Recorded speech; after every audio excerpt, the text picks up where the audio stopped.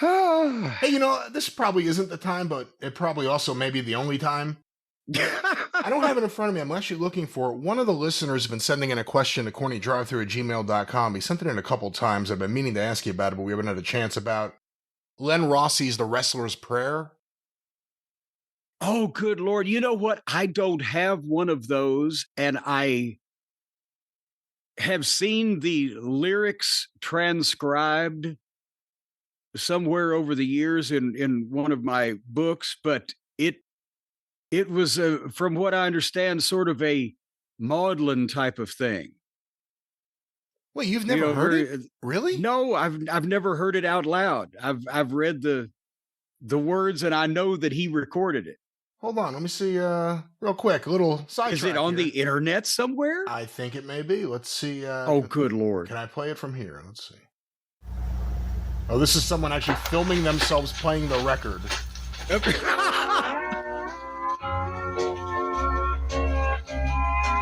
Oh, good heavens.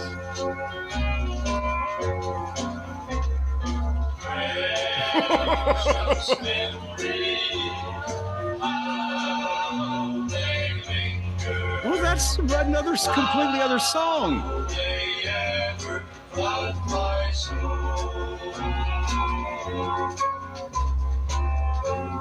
Hello, Lord.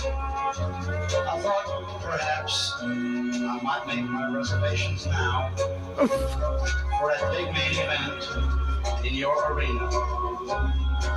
I heard from your promoters that this would be 2 out of 3 with an everlasting time limit. I hear that some of the all-time greats are out there with you now. Men like Gorgeous George, Tarzan Hewitt, Don Cortez, Larry Shane, Ike Eakins, and oh yes, Lord, the one I knew best of all, my partner, Tex Riley. I know that throughout. Let me pause this for a moment. This is your first hearing of this. That's Len Rossi, the wrestler. Yes. Singing or speaking there. What are your thoughts initially? Well, and this was sold for the people going, who are these people? Len Rossi was the top babyface for Nick Goulas in Nashville for years, and he was a straight-ahead babyface wrestler in great shape, scientific wrestler, as they used to say, complete opposite of Fargo, who was also a huge babyface, which is why they never liked each other.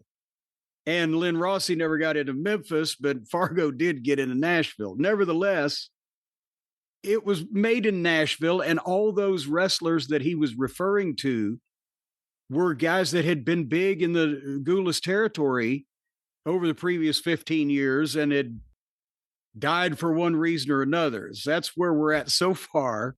And I can't imagine the thought that anybody would want to take this home and listen to it.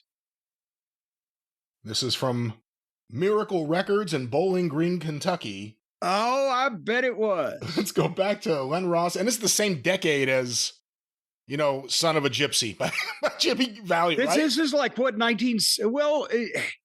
I don't know. It could have been the late 60s. Oh, okay. I thought it was early 70s, but you may know better than me. It could have been a late. Well, see, he had his car wreck in 1972.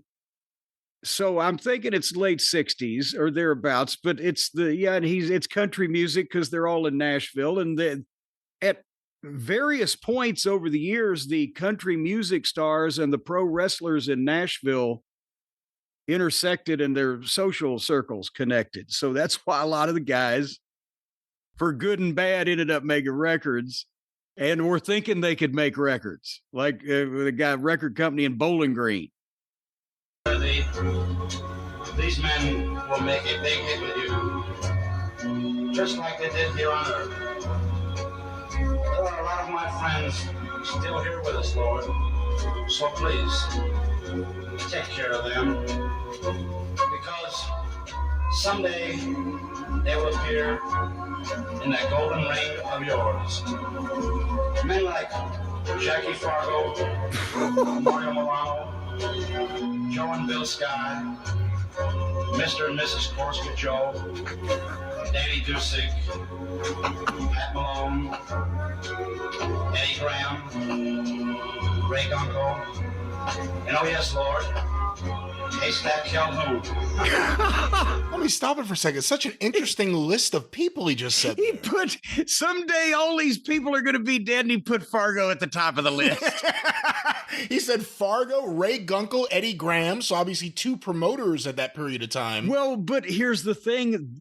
That places it even better because those were the guys that were or had been in the recent past the top baby faces in the Tennessee territory. And in the case of Danny Dusick and Pat Malone, beloved figures in the office behind the scenes and etc. So someday they'll call them up. But yeah, but he put, so that's Gunkel. The Gunkel got called up in 72. So I think this is late 60s off the top of my head. Yeah, what bad luck this some of record those names. was. The same year, 72, he goes off the road and Gunkel dies. Eddie Graham was in and out of the Tennessee territory when he was first establishing Florida and, you know, really trying to establish relationships because he not only worked Georgia, but also he worked Tennessee for Gulas Welch. And then later on had a close relationship with Jerry Jarrett to send him guys from Florida. So all those names were people, again, that the territory fans would know at that time. Mario Milano had just been there, or maybe he was still there when this came out. He was a major star. Yes, and he and Jackie Fargo and Mario Milano, they were a big tag team. At the Pfeffer Files, I found Jackie and Don, and we'll talk about this, the Fargos, in a future episode when I have more time to sit down and look at these notes and cross-reference shit. But Jackie and Don were kind of on the outs in like 64, 65. He wrote to Pfeffer and said, use your pull with Buddy Fuller. I want to keep teaming with Mario Milano instead of Don coming back in. You know, fuck Don. But Fargo and Milano were a popular tag team. He's pretty big, you know. So please save him some room. I expect many of our fans will be there too. To watch men like Lester Welch, Cora Combs, Dan Jeanette, and many, many more in the most beautiful arena hall, your heaven. So you see, Lord, we all know that someday we will receive your call. And oh yes, please, one more request. When a champ, Luthes, comes by, please treat him with respect. Because if every man would follow in his footsteps, the world would be a much better place. And after all, Lord, he knows that you're the greatest champ of all.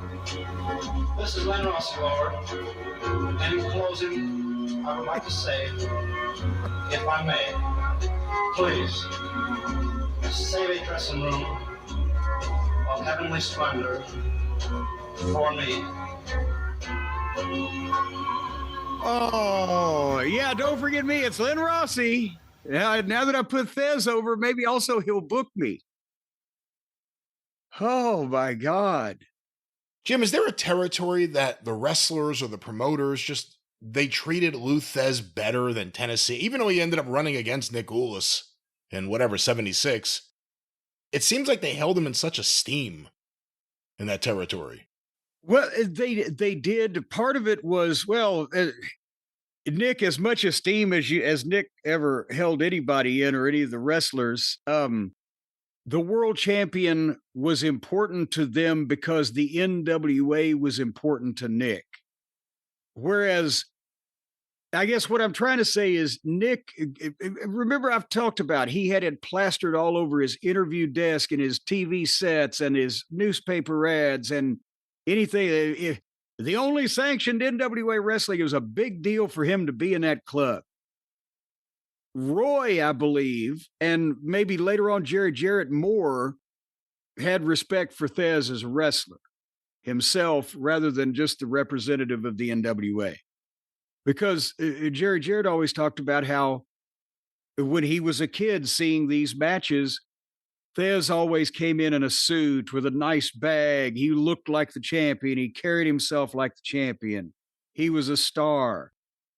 And so Jerry, I think, along with probably Roy before, had a soft spot for Thez, not only because he was a shooter, but also because he was a benefit to the business. But Nick, it was more, he probably didn't want to pay Thez the money they had to pay him when he was NWA champion, but he wanted to be part of the club. And Lord, if you see Lou Thez, just do me a favor, treat him with respect, because he'll stretch you.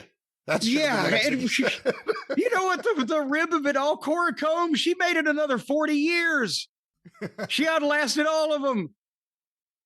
Well, there was the wrestler's prayer. We'll talk more about Memphis music again in the future. How did what led to that? What happened? Jimmy Hart, talking about Jimmy Hart songs. Oh, well, you can't overlook the Memphis music without poo-poo.